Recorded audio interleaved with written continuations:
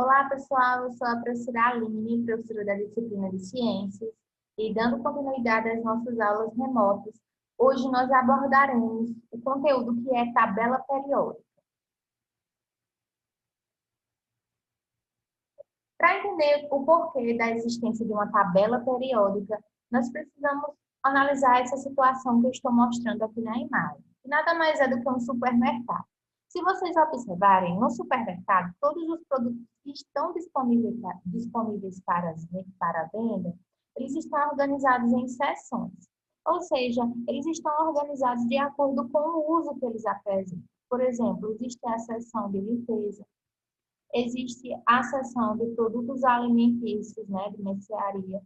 E aí, dessa forma, no supermercado, todos aqueles alimentos e produtos que estão disponíveis para a compra, que são de nossa utilidade, eles estão organizados em seções. E a pergunta que surge é como organizar os elementos químicos? Vocês poderiam me responder que nada mais justo do que organizar os elementos químicos de acordo com as características semelhantes. Assim como nos produtos que estão à venda no supermercado também estão sendo organizados de acordo com características semelhantes. Isso por quê? Porque facilita o estudo, uma vez que eu vou saber todos os elementos que que apresentam características semelhantes, se eles estiverem organizados em um mesmo local para mim. Para organizar os elementos químicos, existiram muitas tentativas. Uma das primeiras delas foi proposta por um físico e químico russo, que é esse carinha que está sendo mostrado na imagem, Dmitry. Ele foi um dos primeiros a propor uma forma de organizar os elementos químicos. Para ele, a organização dos elementos químicos deveria ser feita em uma tabela. Então, teria uma tabela onde esses elementos químicos eles poderiam ser colocados. Essa tabela ela foi organizada, né, em linhas, que foram chamadas de períodos, e em colunas, que foram chamadas de famílias. Então, linhas são chamadas de períodos e colunas foram chamadas de famílias. Então, dessa forma, ele propôs a primeira organização dos elementos químicos em uma tabela que foi chamada de tabela periódica. Então, essa foi a primeira tabela periódica a ser proposta, onde os elementos químicos seriam mostrados e organizados nela. O tempo foi passando e aí a tabela periódica ela sofreu algumas mudanças até chegar à tabela periódica moderna, que é usada atualmente. Então, vamos analisar quais seriam essas informações que estão disponíveis em uma tabela periódica dos elementos químicos. A primeira coisa que a gente precisa saber é que na tabela periódica, os elementos eles são colocados em quadrados. Então, cada quadrado na tabela representa um elemento químico. Nesse quadrado, é possível encontrar informações a respeito do elemento químico que está sendo representado ali naquele quadrado. Como assim? Então, eu vou trazer aqui um exemplo de um quadrado dessa tabela periódica. Observe que está aqui no quadrado um elemento químico. Esse elemento é o elemento ferro.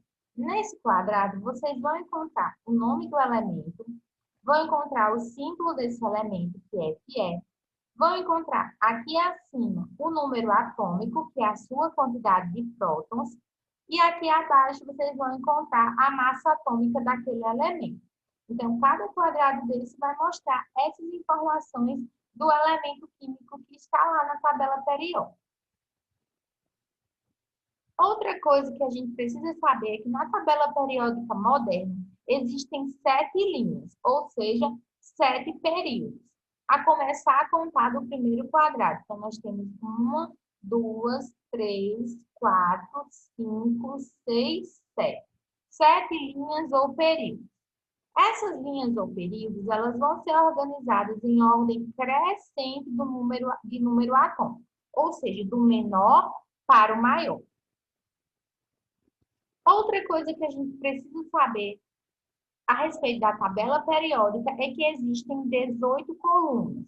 Eu já falei para vocês que as colunas elas são chamadas de grupos ou famílias. Então, existem 18 grupos ou 18 famílias. como vocês podem observar aqui. Então, nós temos a primeira coluna, que é a família 1, a 2, a 3, a 4, e assim sucessivamente, totalizando 18 colunas, isto é, 18 famílias ou grupos. Quarta informação sobre a tabela periódica é que os elementos químicos que estão nas últimas linhas, ou seja, no sexto e no sétimo período, eles vão ter uma continuação abaixo. Como assim? Observem aqui a tabela periódica. Aqui nós temos a sexta linha, que é o sexto período, e a sétima linha, que é o sétimo período. Então, nós começamos a sexta linha com esses dois elementos. Observem que aqui existe um quadrinho em branco. Isso porque o sexto período, ele continuará aqui